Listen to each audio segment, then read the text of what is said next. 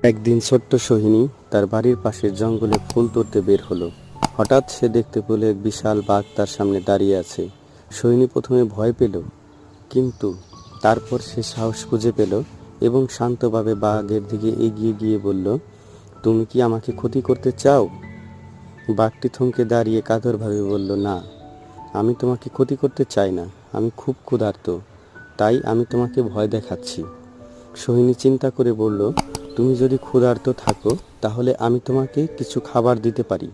সোহিনী বাঘকে কিছু ফল ও খাবার দিল। বাঘটি অবাক হয়ে খাবার গ্রহণ করলো।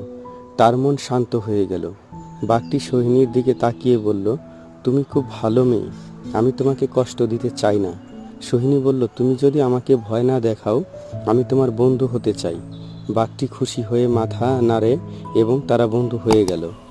এরপর থেকে সোহিনী আর বাঘ একসাথে জঙ্গলে হাঁটতে লাগলো।